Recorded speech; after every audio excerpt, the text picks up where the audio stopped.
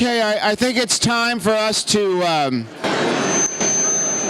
figure out if we can make the microphone work.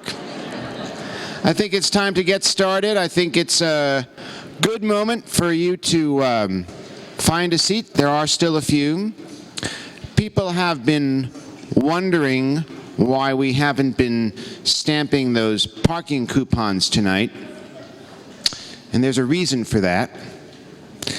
It all depends on how you're going to vote.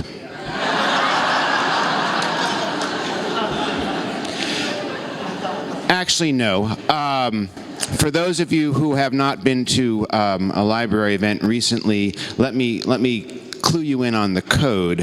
When we have an event down here in Kirk Hall, it means that we've chosen not to create the appearance and the experience of a giant bottleneck at the parking garage at the end of the program. So whenever there's a program down here, the gates are wide open, nothing to worry about.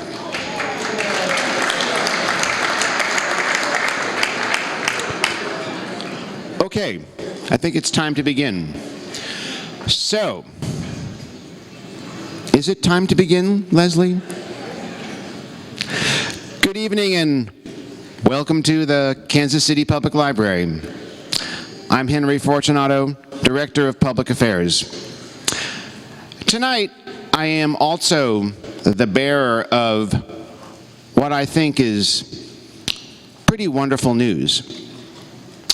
As you may have seen in the editorial in this morning's Kansas City Star, your library has received this year's Excellence in Library Programming Award from the American Library Association.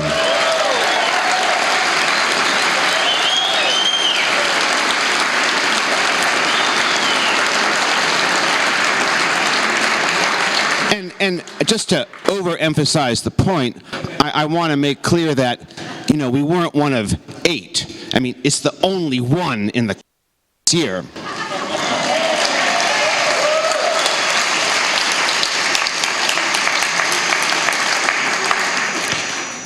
Now, I do want to say that this national status, this incredible honor, could not have been without you, but perhaps without this audio issue. Without your support, without your affirmative choice demonstrated week after week, month after month, indeed, year after year, your choice, in other words, to spend many of your evenings with us here at the library to participate in civic engagement, public dialogue, and lifetime learning. It's been a beautiful thing to behold, and I'm really happy that we've been able to share it. And to think they used to call this building a mausoleum. While I'm expressing gratitude, I also want to make note that none of this would have been possible without the magnificent generosity of the Ewing Marion Kauffman Foundation.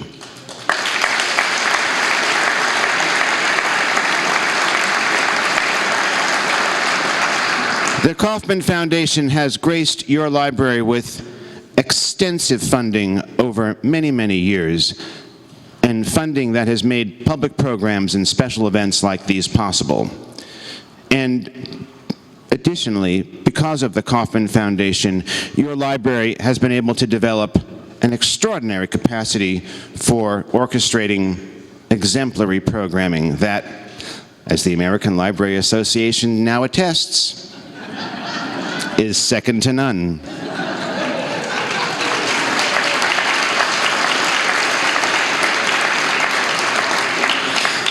Tonight, I suspect we will demonstrate that in spades as we bring you the latest installment of our popular public conversation series, Dateline Washington with David Von Drehle, which is co-presented by our good friends at the Truman Library Institute. Our discussion tonight features a man who has been a colleague and, more importantly, a friend for more than 30 years. Carl Cannon, a veteran White House correspondent since the Ford administration. He was in high school then. And currently Washington Bureau Chief of RealClearPolitics. Apropos of tonight's presentation, Carl also has the distinction of writing the first and definitive article that suggested that Hillary Clinton could win election to the presidency. This was in the summer of 2005, when the conventional wisdom in Washington knew that there was no way Hillary could ever make it into the White House on her own. Let's fast forward to the winter of 2014. There, in a cover story for Time magazine written by Kansas City-based editor-at-large David Von Drehle, comes an examination of the new conventional wisdom, namely that Hillary Clinton's candidacy without a campaign is already dominating the political galaxy. So, with whom better could we have a conversation about the prospect that Hillary Clinton will become the first female president of the United States?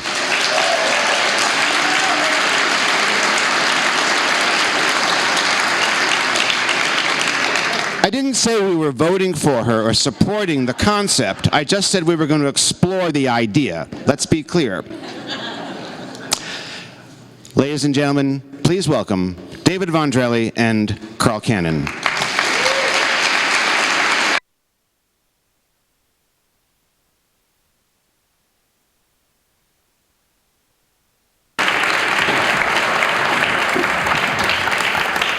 Wow, what a crowd, and for Carl and me, this is really such an honor. And that other woman, whatever. Yeah, whatever the topic was. I'm sure that you all would have come out for any discussion.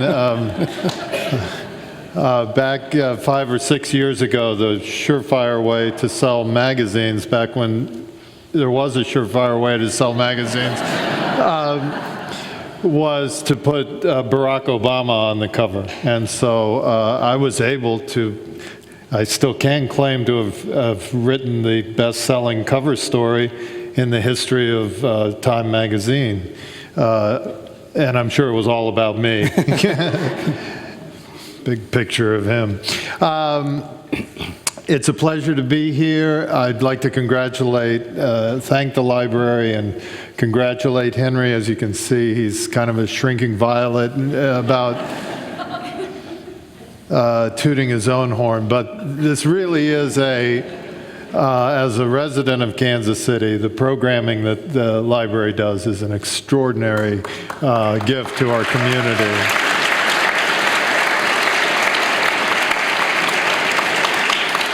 And not one, not two, not three, but 4 of the ongoing series that the library presents are, including this one, are co-produced by the Truman Library Institute, which is another great resource that we have in our community. And of course, the Kaufman Foundation has already been mentioned, but cannot be thanked too much. Anytime we get together and talk about politics, I think it's normal for people, first off, to want to know, where our biases lie. And so I will disclose that Carl and I share the same bias, and it's probably one of the most important reasons that we've been friends since we met in 1991 or 92. We have a profound bias in favor of talented, serious politicians who have the best interests of the country at heart, or at least somewhere on their agenda. And that has taken us into both parties and into some crazy non-party real estate as well. But I am such a fan of Carl's and a daily reader of RealClearPolitics. My send away for you tonight is, if you don't make RealClearPolitics your #1 go-to for internet political content, you should. It is the best resource, bar none. They curate quality coverage from everywhere on the perspective, every point on the spectrum. Every point of view can be found there. They love it when they can put two headlines together and one says, you know, can Hillary be stopped, by David von Drehle in Time, and right next to it, why Hillary can't win, you know, by somebody else. It's your one-stop shop. So as Henry pointed out, well, I did write about this year. Carl's been writing about the subject of the first woman president for many years, and so I'd like to start by asking you just to give us a little bit of your history going back into the previous millennium, discussing this subject. Well, in 1999, and you can tell David and I are both print guys, and here we are, we do video, we're multi-platform people, but we're old print guys, so we like to have it right. I'll give you some statistics. In 1999, Elizabeth Dole formed an exploratory committee, a name that is not unknown, the Dole name in this fair city, and she immediately was running second to George W. Bush in the polls, and I'm not a person who goes around criticizing George W. Bush, but those early polls, in my mind, were suspect because about 25% of the people who answered George W. Bush thought they meant his father. And these are early polls. You know, these are working class Americans. They don't sit there and memorize the New York Times. They have lives. I'm not picking on them. But I thought his numbers were a little soft, and I thought Elizabeth Dole actually quit too soon. She had trouble raising money, but I thought she would have. I think if she stayed in, she'd have been vice president. And we'll get to that later. Right. How the Republicans have always missed the boat on having a woman a minority. You know? But in 1999, things had changed, and two things had happened. One is that people started to vote the way they always wanted to vote. You had two justices, female justices on the Supreme Court. Now you have 3. You had 55 women in the House, 9 in the Senate. Now you have, just in case you're curious, 3 women in the court, 79 in the House, 20 in the Senate. The numbers go up every cycle. And Gallup had done a poll every year since 1937. And it's very good social science because they asked the questions the same way. And it was, would you vote for a qualified, that's their word, woman, black, Jewish? They asked these things. But the woman thing, when they started asking it in 37, was about less than 30, about 33%. In 1999, it was 92%.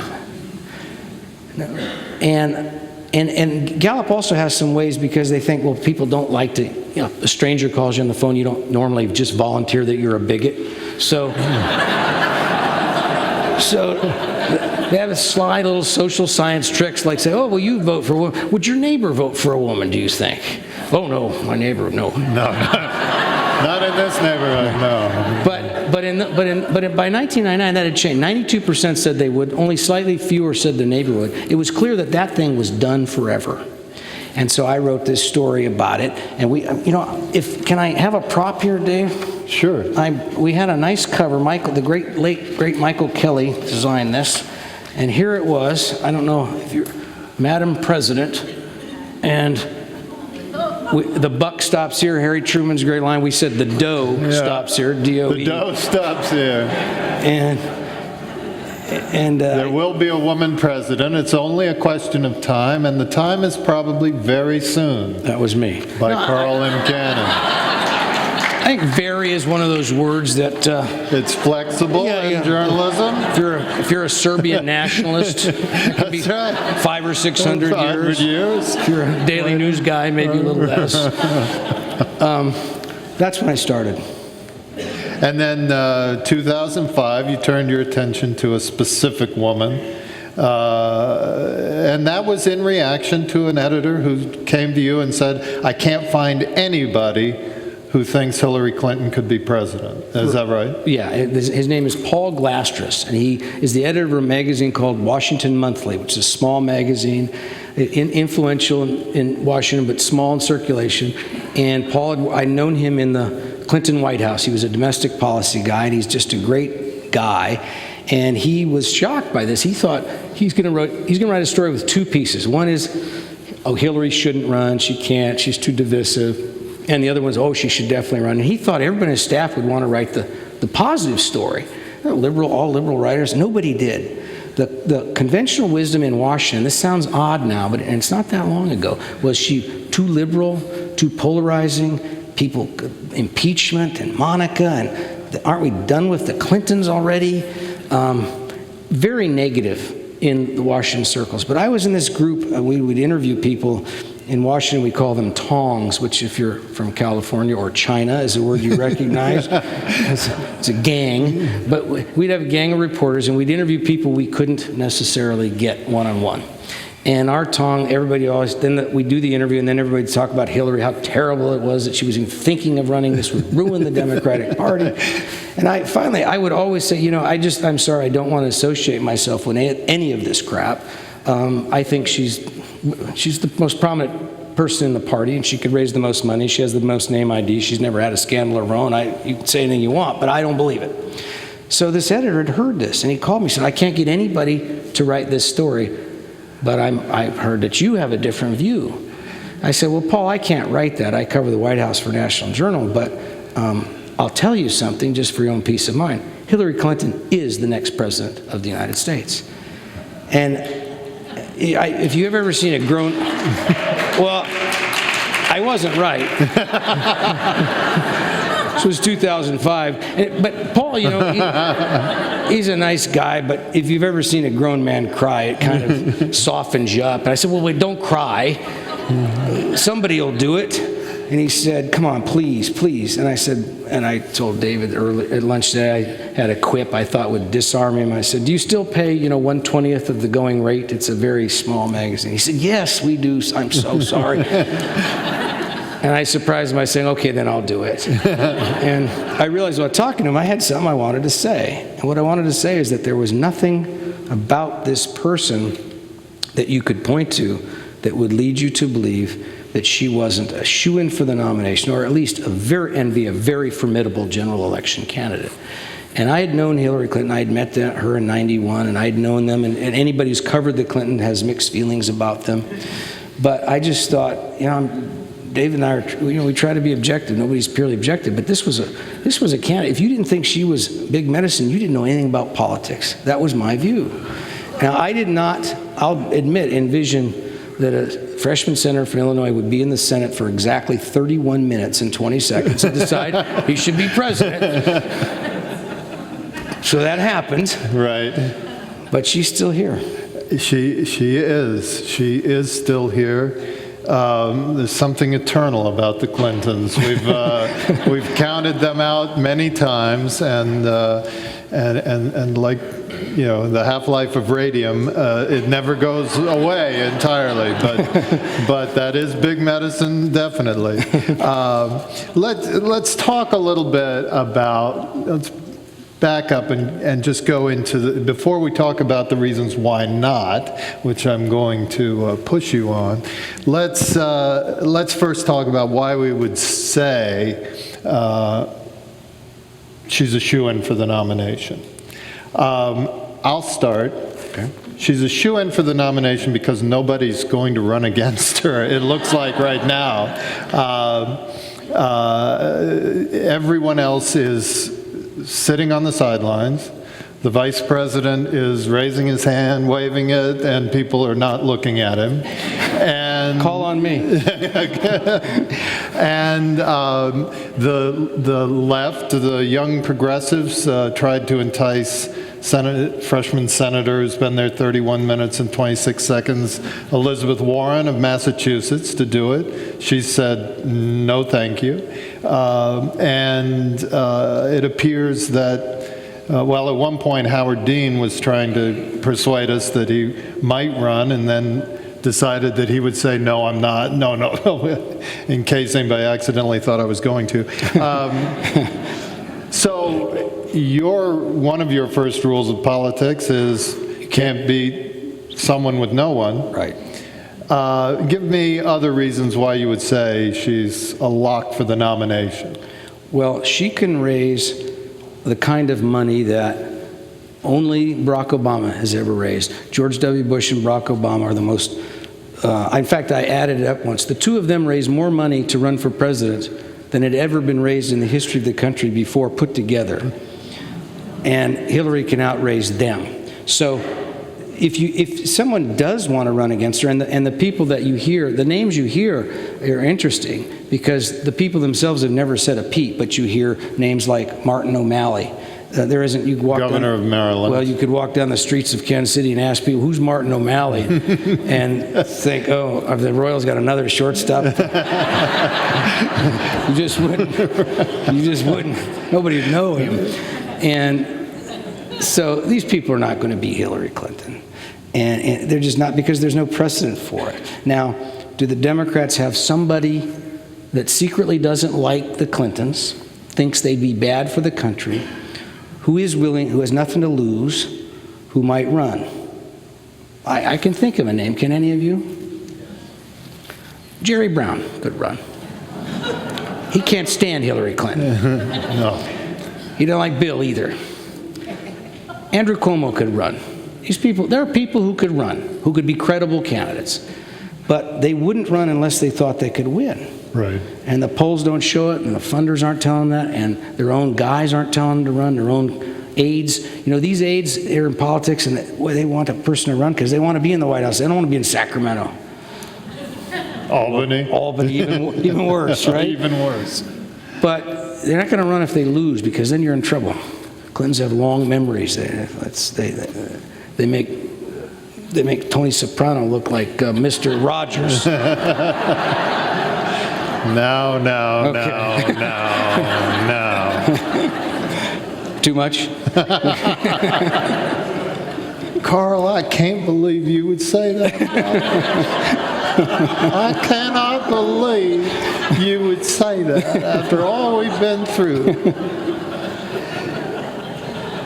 Well, okay, we talked about Bill. So there's money. They got the money, they've got the name, and despite the protests that they're not running, they have a formidable campaign already set up. Well, describe that for us. Well, it's very interesting what's happening. They are pulling strings and setting up these campaigns, pleasehillary.we-love-you.com, and stuff like that. Ready for Hillary. Yeah, but that one is spontaneous. That's the funny thing. They're setting up stuff, shadow campaigns, and pretending they know nothing about it. But meanwhile, other campaigns are setting themselves up with the same goal. There are 12 PACs now, political action committees. 3 of them are Republican PACs. They're trying to raise money against her, so maybe they don't count. So maybe there's 9. Right. But these groups and money, people are going on their computer and they're like, where can I send money to Hillary? And God knows where all of it's going. Yeah, I've got some ideas. I mean, it's the full Washington Employment Act. My point is this, though. The Clintons are ambitious, calculating. Hillary's been talking about running for office in her own right since the 80s. And I made an irreverent aside the other moment, but ambition per se is not, look, this country was built on it. Hillary Clinton in the 80s, Bill Clinton ran for Arkansas governor many times. He kept winning. He lost once. They were 2-year terms for a while, so he had to run all the time like a congressman. And once he lost, and Hillary Clinton asked their team, which included a couple of names you might know, Dick Morris and Ray Strother. Right. We know both these guys. Ray, I'm close to Ray. He's actually the godfather of my did you know he's Grace's godfather? Yeah. And Dick Morris, who is a godfather of another type. And Hillary said she wanted him to ask about her running for governor of Arkansas. And Ray, who's a very honest guy, grew up in Port Arthur, Texas, working class, said something slightly impolitic, like, Hillary, that's the stupidest idea I've ever heard of. Well, he's never worked for the Clintons again. Right. And he was a Democrat. And Dick Morris, who's a Republican, humored her. He's still around. He worked on a presidential campaign for Clinton. Right. So she's been eyeing this for a long time. She's never seen herself as an appendage of Bill, but rather a complement to him. And when she said in the 92 campaign, you vote for him, you get me too. Two for the price of one, right? And she's always viewed it that way, and so has he. Yes. And so, I know this library did a series on First Ladies. Her role model was Eleanor Roosevelt, but she's surpassed that. She's taken it to a new place. And the First Lady as a stepping stone is kind of a new idea and an interesting one, and she has already done that. She ran for Senate, she was Secretary of State. She's already redefined the role of First Lady. And I forget what the question was. I think it was whether she had redefined the role of First Lady. So, so that's good. I lost track of it too, Carl. But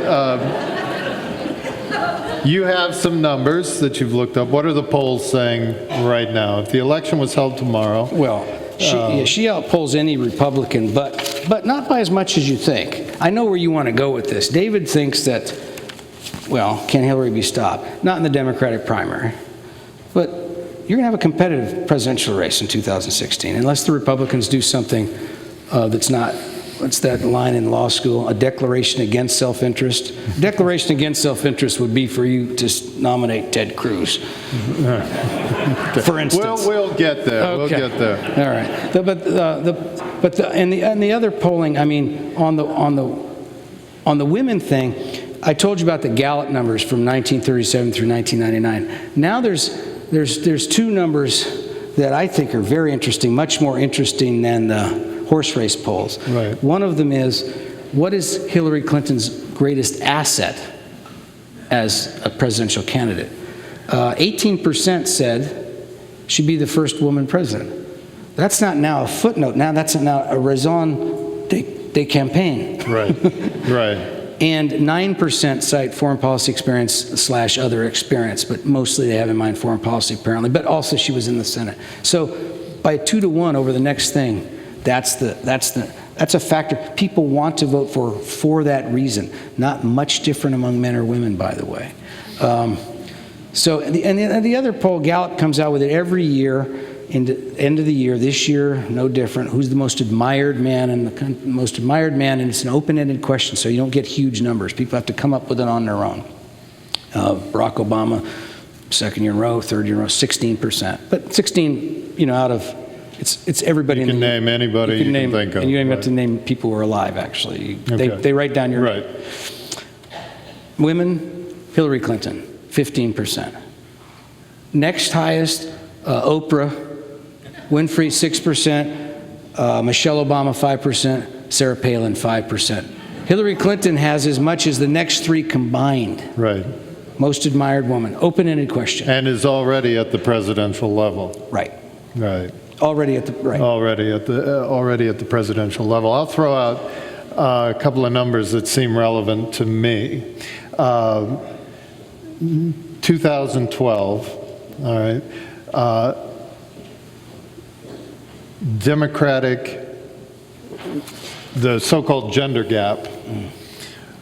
Women voted for Democrat over the Republican by 20 points. No, 12 points. 12 points. 12 points.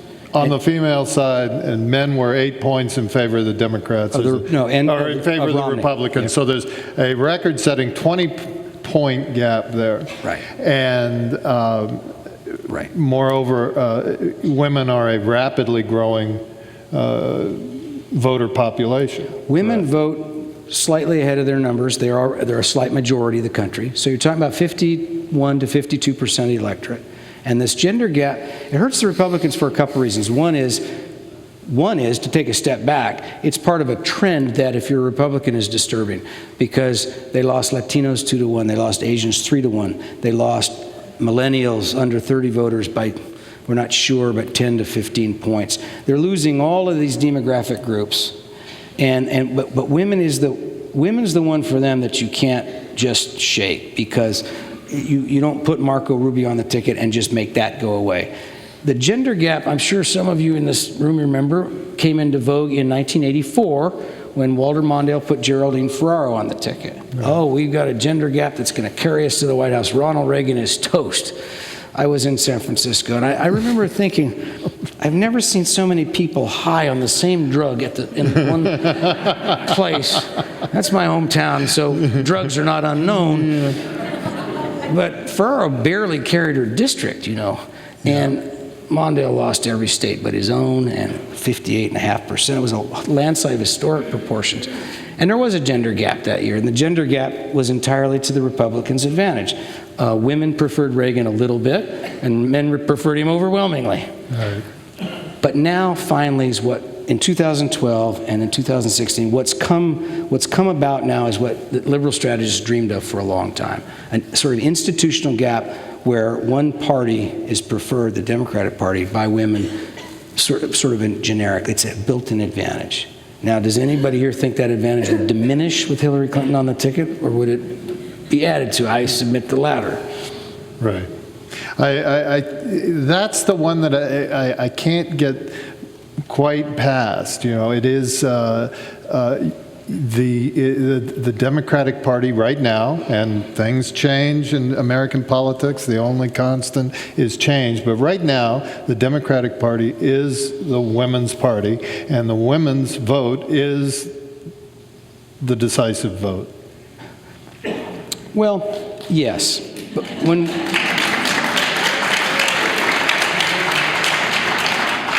predicted by Susan B. Anthony, it just took a while. Her predictions take longer than mine even to come true. Okay, so I said that's a stumbling block for me that I keep tripping up on. But we were, as your Washington Monthly article from the Wayback Machine reminds us, many of us were approaching this exact same mindset that we're discussing tonight. In 2005, 2006, certainly the Clintons were certain that they had the nomination in the bag back then.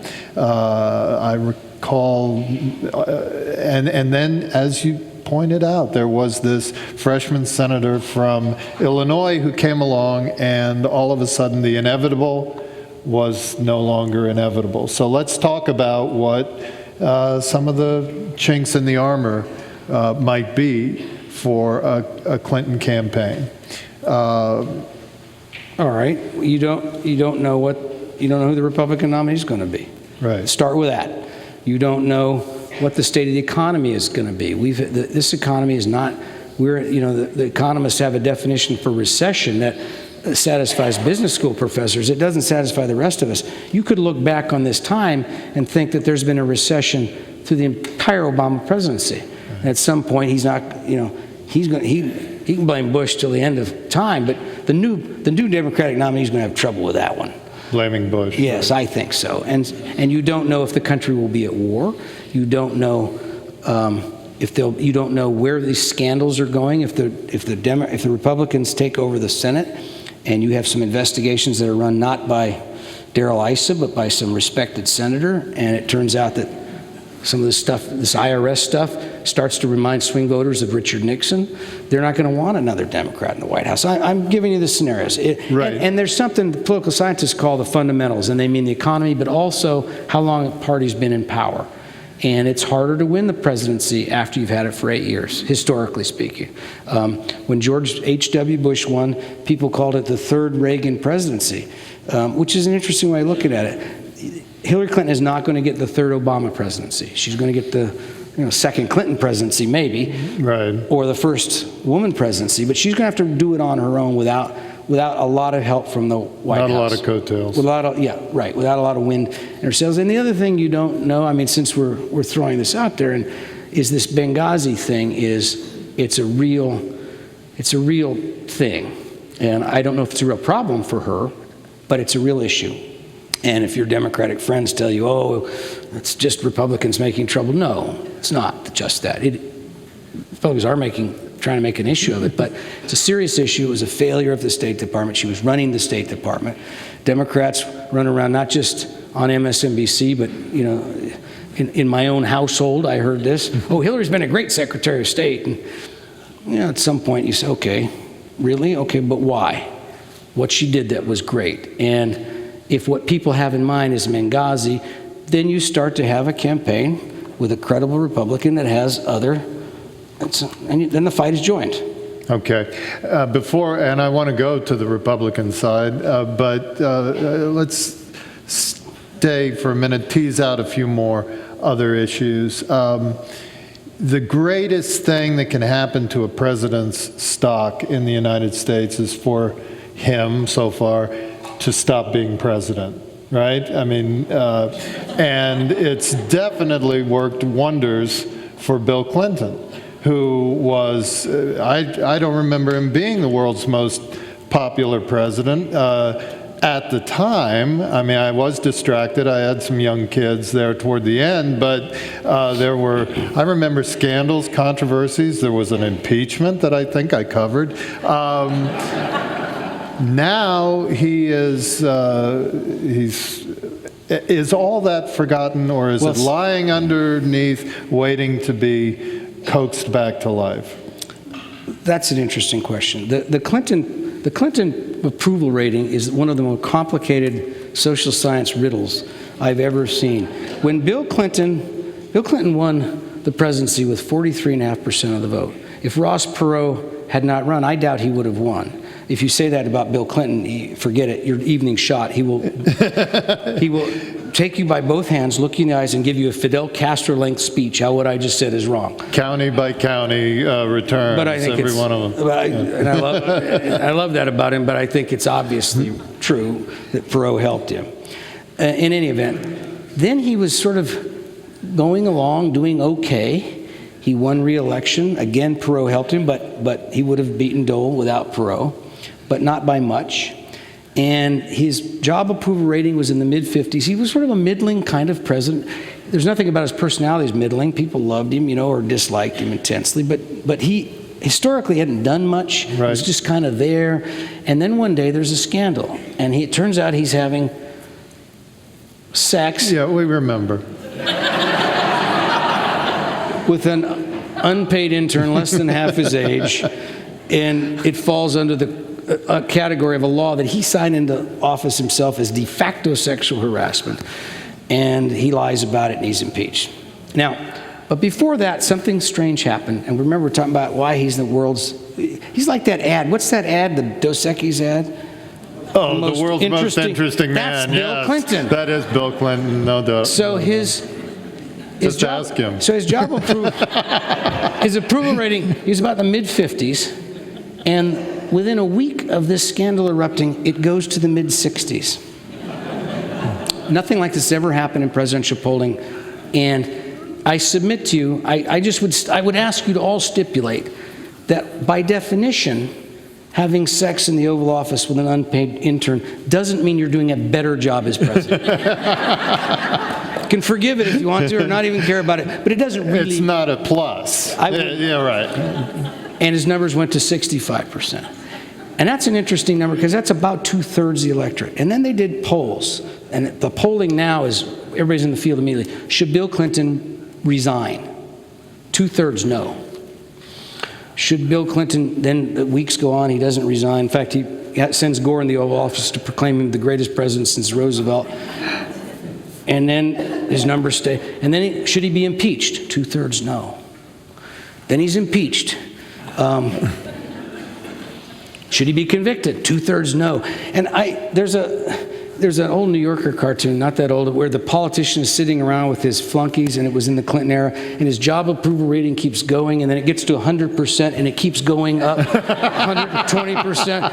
And he turns, these proud aides have shown him this data, and he says, "Do you think the voters are toying with us?"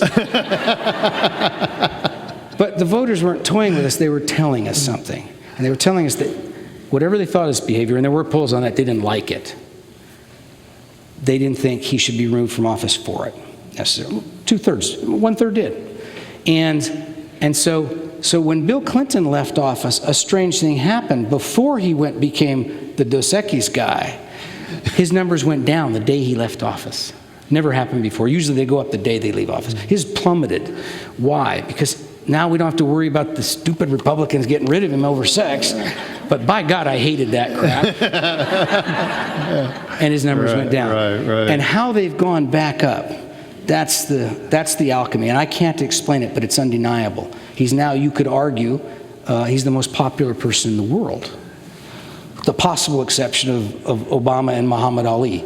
And that's the company he keeps. And Hillary, yeah, those are the numbers. So, one more before we turn. What about fresh face? All right. I mean, this is the United States of America. It's not. We don't have a royal family. You know. I mean. Well, we have two. We have Bush. Also. Bushes and Clinton. At some level, is there going to be a public reaction that says, you know, enough is enough? I mean, 1992, before the internet, before television, I believe, we were riding horses back then to work, and here we are all these years later, and still the same faces. Do you think that's a problem for her? She'll be, by election day, 70 years old, right? Which is older than the oldest election day president in our history. Well, wait a minute. She won't be 70. Older than Ronald Reagan, really? I believe, yes. No, I think she'll be 68, won't she? Yeah. She'll be 69. Correct me. She won't quite be 70. It'll be comparable to Reagan, let's say. Comparable to Reagan, okay. right. Look, these millennials I referenced before, they're ready for a fresh face. If voters under 30 that have been voted Democratic really knew what came out in that impeachment stuff, I don't think they'd be very enamored of it. The phrase on left circles now for sexual exploitation is rape culture. Bill Clinton now would be accused of being a poster boy for the rape culture. But you got two worlds. I don't know if they'll intersect. I think that's what's going to happen is that Hillary Clinton is going to be like Obama was. She's going to give Americans a chance to put something behind them that they think they should have put behind them by now. And in the case of, look, 10%, 12%, 10% electorate is African American, 51% is women. Yeah. And it's going to be, it was a net, there were certainly people who voted against Barack Obama because of his skin color, but there were 10 times many voted for him. We know this. With Hillary Clinton, you're going to have the same thing. There are going to be people who say, I don't want a woman president. But ask yourself two questions. First of all, would those people have voted Democratic anyway? I submit to very few of them. Secondly, will there be more people who vote for her because she's a woman?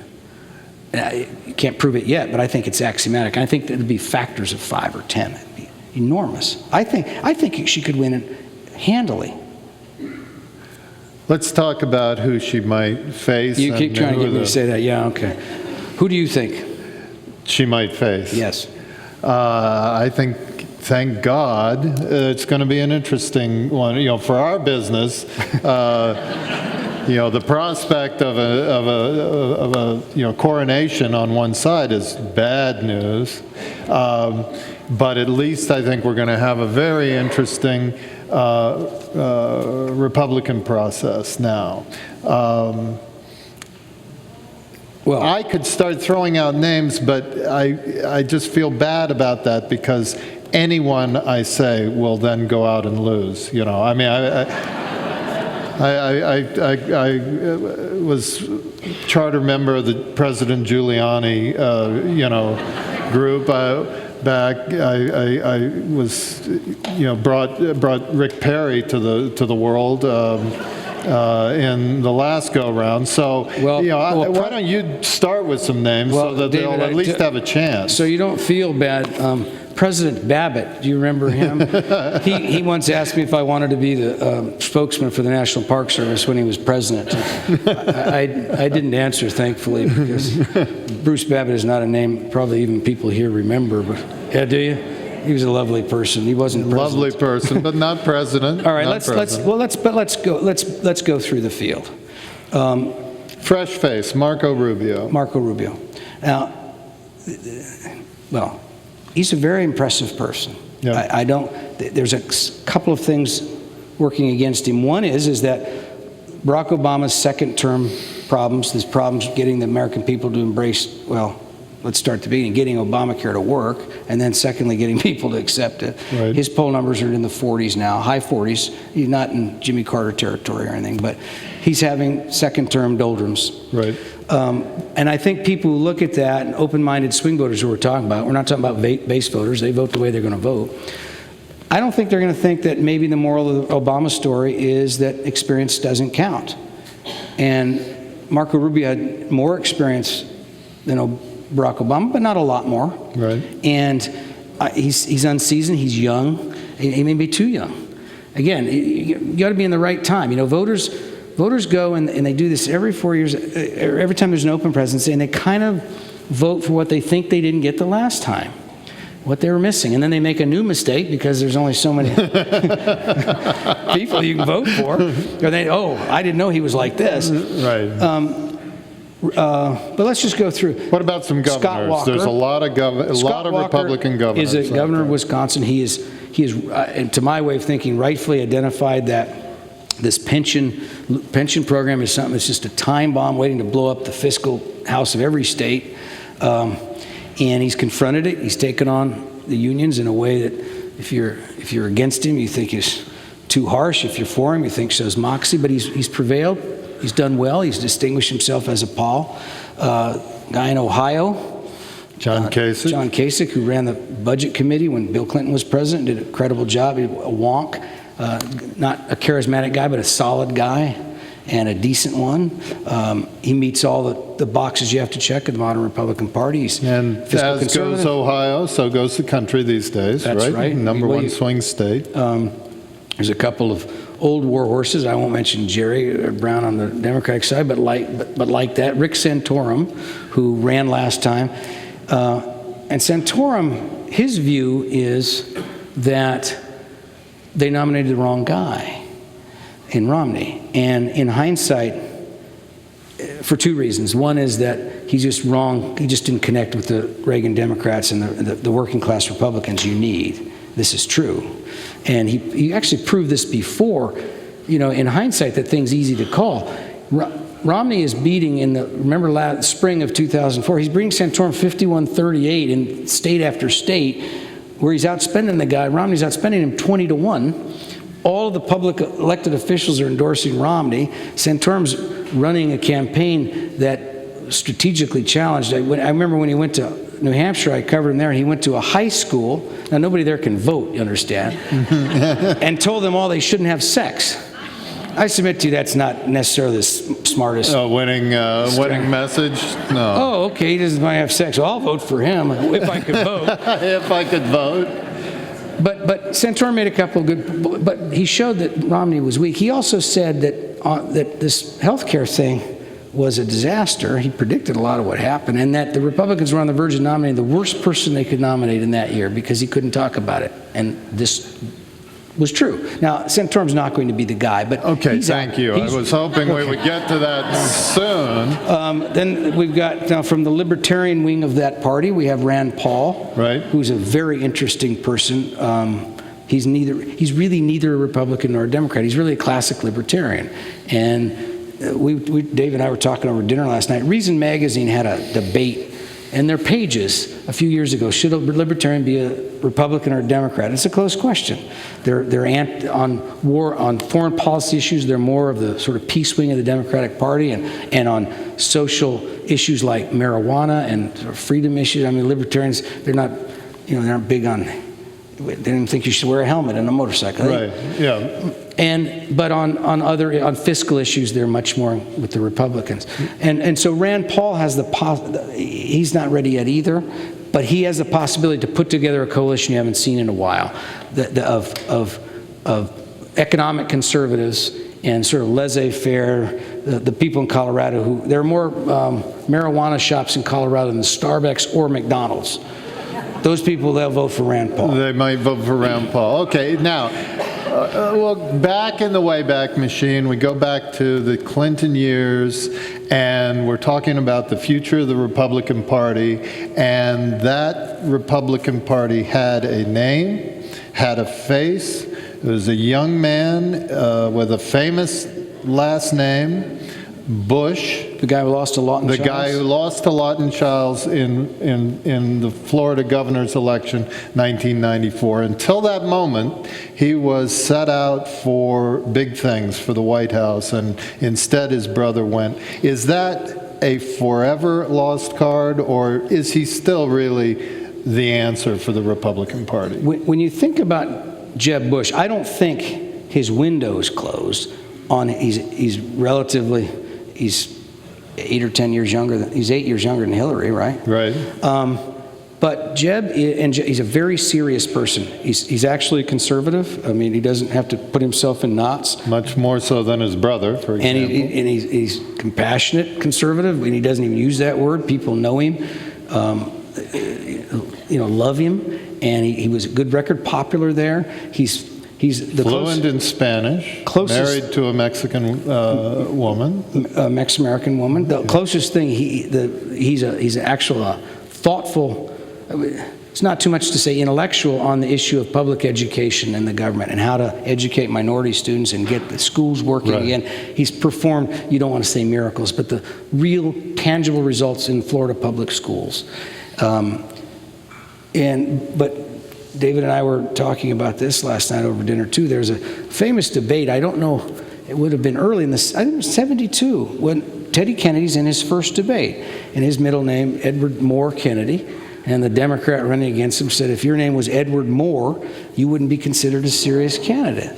And Teddy didn't argue the point, but he wasn't. But he liked being a Kennedy, and he won, and he never looked back. He never lost a campaign for the Senate. But Jeb Bush has the opposite problem. If his name was just Jeb Ellis, we'd be talking. That's all. That's the only Republican we'd be talking about. We'd be talking about, boy, this be a great race between Jeb Ellis. Clinton Ellis race is shaping up to be fantastic. Two thoughtful, impressive, experienced people. That's what we'd be saying. So is the question is the Bush name mud? No, not quite. But is the idea of dynasty, is it sort of too much for people? In a way, it's yet one more thing that works to Hillary Clinton's advantage. The best guy on the other side is a person who takes away the dynasty issue from you. Yeah, that's interesting. Yeah, wow. I'm going to do one more, and then let's have some questions from the audience, so that we've got a microphone here. So if you have a question, you want to start lining up over here, that would be terrific. Let's talk a little bit about 2014, since that's coming up. Oh, first, local guy, Sam Brownback, presidential timber? Apparently not.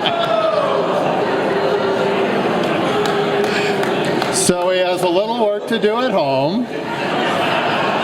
I guess I would say one thing that may have been, look, boos are louder than cheers. You go to a baseball stadium and some guy gets 30 boos and the paper says, oh, he was booed roundly by a crowd of 50,000. But since Brownback wins so easily here statewide, and I'm wondering if this is an exact cross-section of these two states. I think maybe tilting just a slight. I don't see it. What stock do you put into the number crunching wonks that are taking over journalism, who confidently say that, well, demographics is destiny, and as you pointed out, the demographic face of the country is becoming multi-hued. It's becoming obviously more young people coming into the process at all times, and that really there's no point having presidential elections anymore because the Democrats are just going to win forever.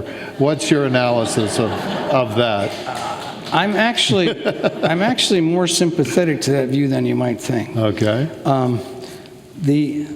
Several years ago, there was a guy, he's now at Pew, but he was at Gallup, named Andy Cohen. No, he'd gone to Pew, Andy Cohen. He put out something about gay marriage, and I called him and I said, Andy, I'm looking at your data here. Do you have any more on this? I want to see everything, your internals, everything. He says, what are you trying to do? I said, I want to write this sentence. in my story, but I want it to be data-based. And the sentence I want to write, and I think I'm seeing it, is that evangelical Christians under the age of 30 are more in favor of gay marriage than New Deal Democrats over the age of 65. Right. And he goes, boy, I wish I'd have thought of that. That would have been Yeah. What a great press release that would have been. I said, is it true? He says, absolutely true. And things are changing in this country. They're changing. I'm from California. In a way, to my way of thinking, I'm not sulking about it. But Hispanics are entering the system and newly energized. This young generation is as big as the greatest generation, bigger. You've got what we talked about women. Asians are a new force, especially in California politics. I think the system is open in a way, and that's good for the process. But if you're the Republican Party, and it's the party of Lincoln, and it's the Republican Party's done all of these things, you know, I don't think they ought to hold their heads in shame. They signed the American with Disabilities Act, the Medicare expansion that's kept my mother alive, signed by Bush, all of these things. The first non-lynching law, the first person to send troops was not Johnson, it was Eisenhower. All of these things that they've done for human rights, they should be proud of. But if they're perceived as the party that's now opposing that, I think they're on the wrong side of the historic trends. History. And they're going to be, and they should be. And so I think that, I mean, look, I don't think they should give up on core values like the right to life. And I would submit to you that's a liberal issue, can be argued from the left as well as the right. If you're the party that believes that the most vulnerable people need protection, well, these are the most vulnerable people. But if they don't get right on this gay marriage thing, they're going to look silly. That thing's here already. Right. The beauty, to me, of American politics, people complain about the two-party system, but it guarantees that as soon as one party gets up and is going gangbusters, the other party will reorganize. They have to come to where the people are, and then they get to surge, and the other party starts to fall apart because it's easier to be the party in the minority. It's easier to organize the losers because all they want is a chance to win. The party that's winning, they want a lot of other stuff. And so the president of the Democratic Party, for as long as they're going, is going to have people demanding stuff, stuff. And the head of the Republican Party, all that Republicans really will ask is, show us a way to win. Right. And any questions? Wait. I really would appreciate it if you would take a few moments and walk around to the line here, because we want everyone to hear your question. So take your time, thread your way through these narrow aisles. We were never expecting such large crowds when we began this programming experiment. Of course, because you're the best library in the world.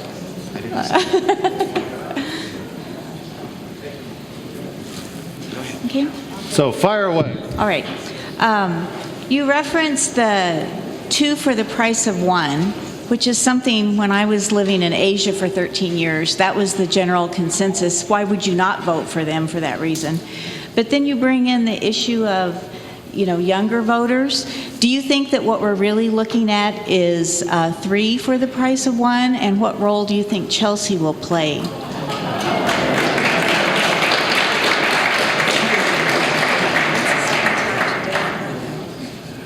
Well, it's clear to me that while I can sit here and marvel at the fact that they've been on our front pages for 25 years, they have in mind a plan to be on our front pages for the next 75 years anyway. They do have the next generation already figured out. They have the succession plan in mind, and how that plays out will, but it will. Well, it will. That's a perilous way to gauge how you decide how you want to vote, because then Rick Santorum, he's got 7 children. He'd be a shoo-in. So you don't take that so far. Yes. We've talked Democrat and Republican,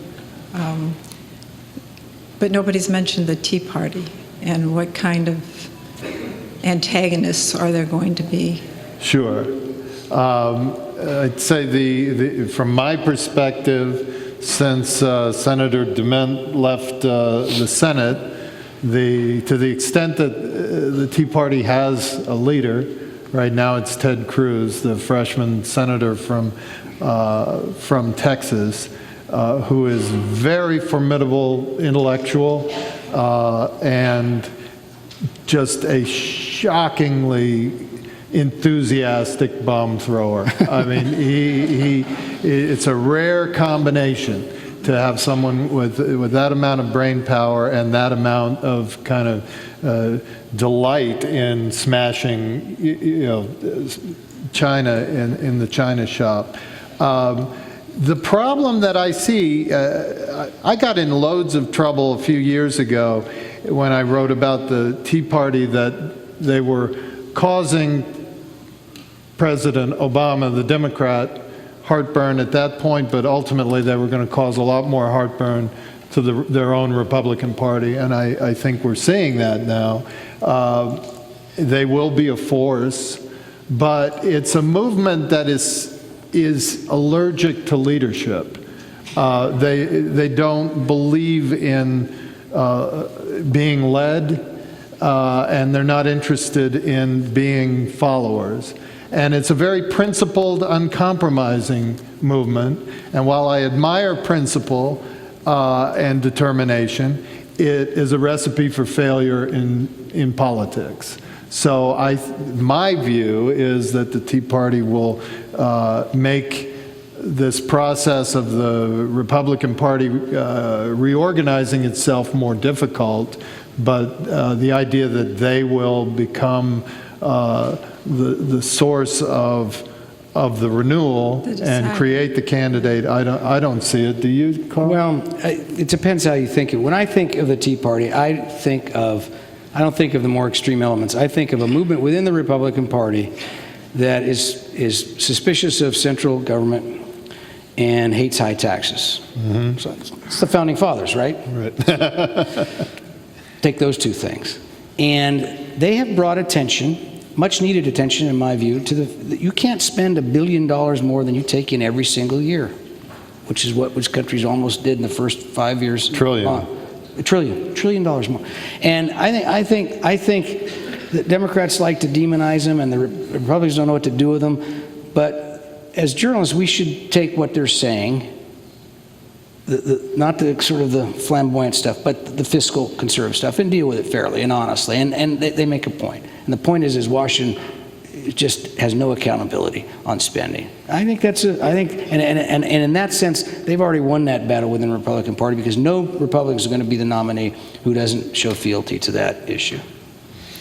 I learned a few things when I lived and worked in Washington, and one came from a deputy chief of staff in the Reagan White House who had dreamed of the Republican Party someday taking over the United States Senate and the House, and it finally happened, and we're going to get control of the budget. And I saw him a year or so into that. Unforgettable advice. I said, he said, I've come to a great conclusion about Washington. I finally understand this place. Whoever wants to spend the most, win. That's it. I was lucky enough to live in New York when Hillary ran for the Senate. And, that was the campaign where she scared Rudy Giuliani away. And then, yes. Then Rick Lazio got drafted, and she really eviscerated him. Yes. It was quite a campaign, and that debate in particular. But what I thought, that was, just as a person who reads the papers and watches the news, I thought that was Hillary's high water mark. That seemed like she was on her game. The Senate career was pretty good. Then the Secretary of State, I'm thinking, Then the Benghazi hearings, and I'm thinking, oh my God, I think she's lost her edge. And I'm just curious about those fresh faces you mentioned may emerge and become that fresh face, from the Senate campaign. I'm just wondering how you respond to that. And thanks for a great presentation, guys. Thank you. You want to take that first? Well, you know, it got me thinking. You know, if Hillary Clinton didn't run for some reason, and the only reason I can think of would be a calamitous health situation. So I hope that does not happen. But if she didn't, New York has another female senator, a very attractive candidate. Says all well-spoken, charismatic, not well known really outside New York. But you know, somebody else would then emerge. And it might not be one of these, it still wouldn't be Martin O'Malley. We've got a female senator right here in Missouri. Right. My one other thought about that is that running for office, being a candidate, is a different job, although we often have former elected officials in the cabinet, in those key offices. They are slightly different jobs, and I agree with you that Hillary Clinton, like her husband, they are at their best as campaigners. They are, and she really showed it. She's First Lady of the United States, and the question was, is she going to go upstate New York, forget about the palaces of Manhattan, is she going to schlep out to Skaneateles and Buffalo? And I've followed her to Troy on her first campaign swing and listened to her talk about agriculture and, you know, dirty boots and dying industry and all those issues, and she did it. She made the call. She went. She did the miles, put the miles in. They have a great, just as candidates, they have a great family work ethic, and so I think a presidential campaign will take her back toward her strengths as opposed maybe to running the nation's foreign policy. You just touched on this a minute ago, but I'm wondering about her health. I heard an ophthalmologist last week state that the clotting issue that she had was much more serious than has been revealed. So I wonder if you have any insight on that, and then the implications of that for Vice President. I don't know about her health. I've wondered the same thing. You know, we hear things, but she's given speeches and they're keeping the press out, but they're not keeping the press out because she's impaired. They're keeping the press out because they want to build a war chest without too many questions. But she gave a speech yesterday in San Francisco, and she was asked about, I think it was San Francisco, and she was asked about, are you running? And she said, well, you know, I'm thinking about it. I'm thinking about it, yeah. Yeah, no kidding. Yeah. And then she went on and said, you know, the question isn't whether I'm running, it's why I'd run. And it just showed me, I mean, it was not only lucid, it was ingenious. It was the Clinton magic that David's talking about is coming back already. We're not there to see it. They're keeping us away. But I think, from what I've seen, she's ready to go. Right. I mean, I don't know any, my own eyes, you know.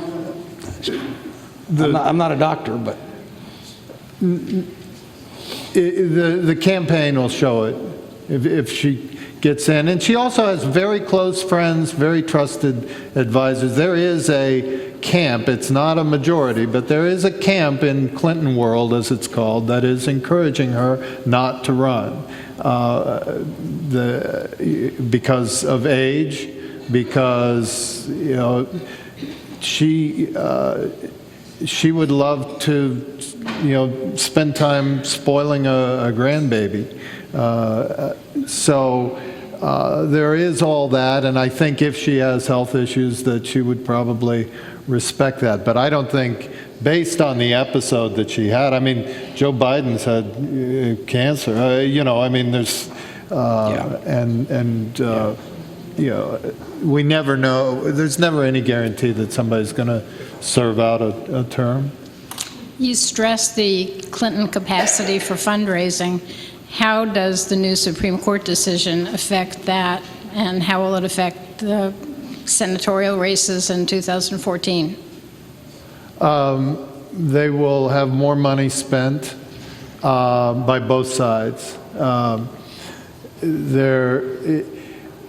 I have loved over the years listening to my Democratic friends pour mouth their their horrible position financially vis-a-vis the wealthy Republicans with all their piles of money and their top hats and their, coats and their dollar signs on their spats and all that sort of thing.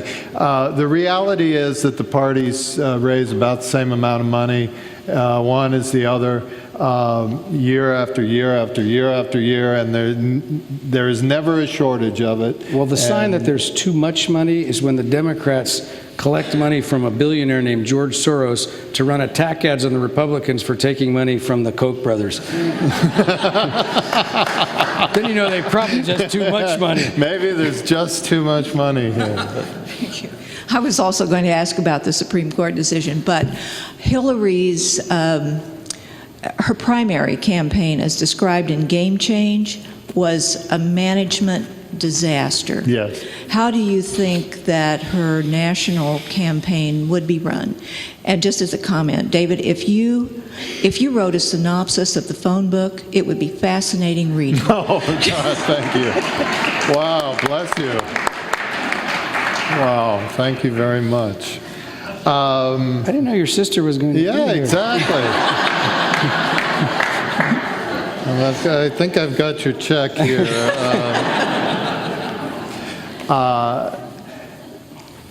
I think it's lesson learned, but it's going to be difficult.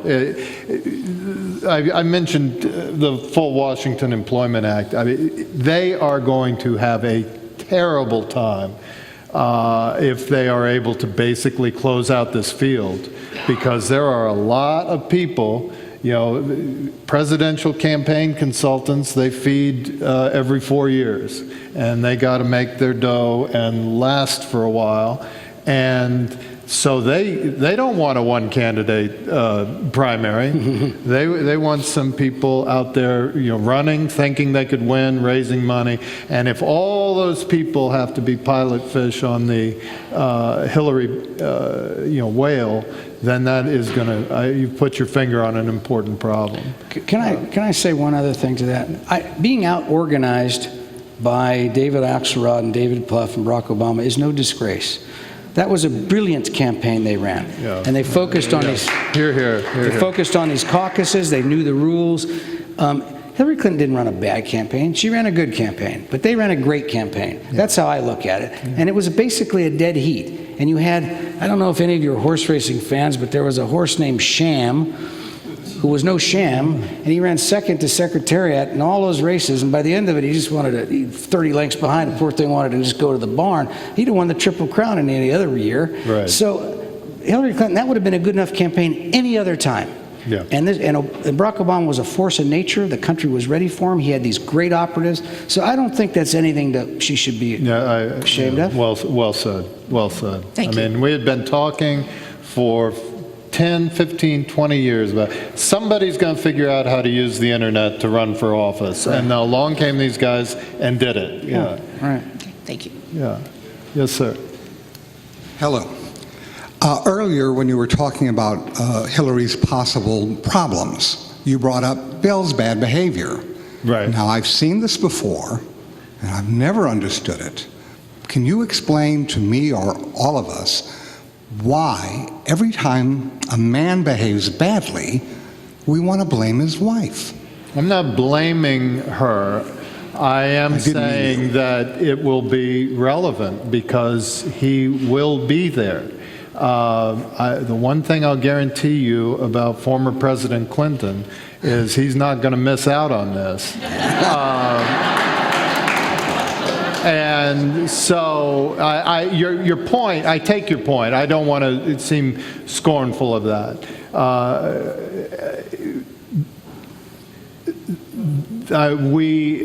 I think I'm speaking for Carl. We're trying to identify the things that you're going to be hearing about. And your reaction is a good one, and we'll see how widespread that is.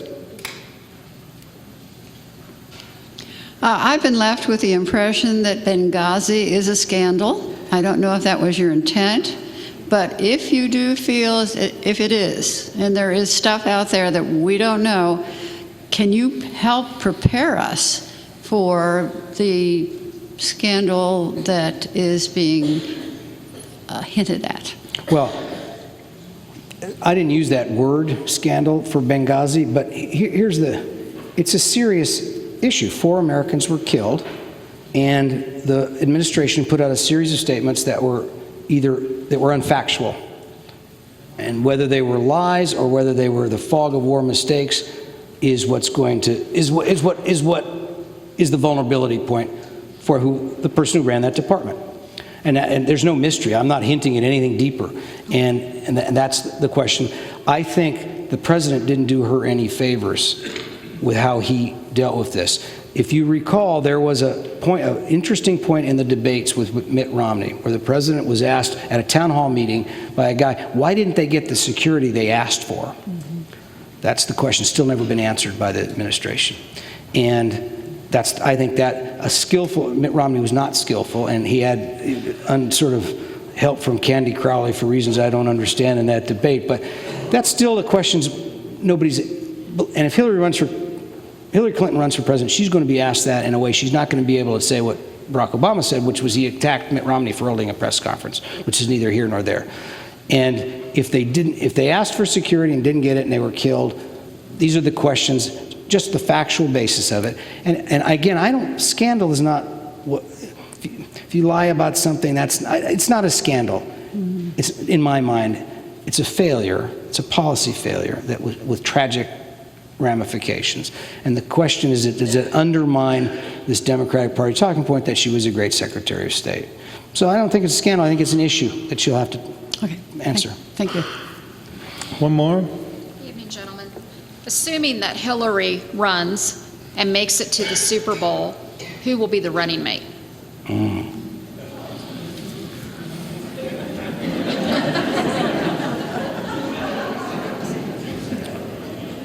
One of the Castro brothers. They're twins. Can I get them both? Do you have a favorite? I'm more interested in your opinion.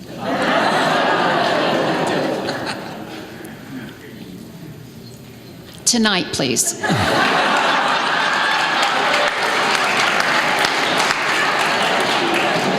Well, it's interesting. I mean, to me, a great running mate for her will be an extremely difficult call both for him and for them, and that's Governor of New York, Andrew Cuomo. And there is a lot of tension between those families, between those people. You could say that New York doesn't bring you anything because you're going to carry New York anyway, but if part of what she would have to change her state. Is she still a citizen of New York? She's a resident legally of New York. Ah, okay, so it's already solved. Good point. Can I say one thing about I mentioned the Castro. I can't tell you now who's going to be running mate, but I want to tell you how I would think of it. The Republican Party, we're talking about Democrats, but has missed the boat on this, and they started missing it right here in this city in 1976. And Jerry Ford wanted to pick Ann Armstrong to be his running mate. She was a diplomat, well-known person, serious person, and he didn't. He picked Dole, who didn't help him, and he lost. And it was a mistake they've kept repeating. In 1990, Pete Wilson was a senator from California. He ran for governor. Then he has to appoint somebody to fulfill his term. He talked to all these people. He talked to a guy named Gaddy Vasquez, who's a former beat cop in Santa Ana, and he was on the Orange County Board of Supervisors. He talked to a rock star from Stanford, a political scientist with a PhD, fluent in Russian with White House experience. You may know her, Condoleezza Rice. He ended up picking a non-entity named John Seymour, who was a state legislator, a white male, middle class. He actually looked like Pete Wilson. And it was this great metaphor for the Republican Party, and they missed this boat again and again. Last time, Mitt Romney, in my view, it was obvious he should have picked Marco Rubio to run with. Obvious. And he picked a guy who didn't help him, didn't even carry a state, didn't help him at all. And they just keep making this mistake. And then the Democrats keep taking advantage. Democrats do not keep making this mistake. They picked Ferraro first. By the time John McCain picked Sarah Palin, he's seen as pandering. Now, she got a lot of unfair press in my view, but they got no credit for that, and they shouldn't. And so I think, it's a long way of saying, I think the Democrats, if they do what I think they're going to do, she's going to pick a Latino. And it's going to be, you can't imagine the effect, the galvanizing effect this is going to have in the Hispanic community. The gentleman from Texas? Somebody, one of them. There's I two. can't remember his name right now, but... No, I said Castro. There's a mayor and there's a congressman. But Okay. there's a lot of them. There's a lot of people now. It's a big pool. And so I'm not going to tell you a name right now because I don't know. And I don't know the people well enough to vet them here on the stage. But I think she's going to pick Hispanic. And I think the Republicans, once again, are going to realize that they missed their chance. Thank you. That's a good closing note. Thank you very much. Well done. Thank you, Carl. Thank you, Carl. Thank you, David. Thank you all for being here. We'll see you again next time. All right.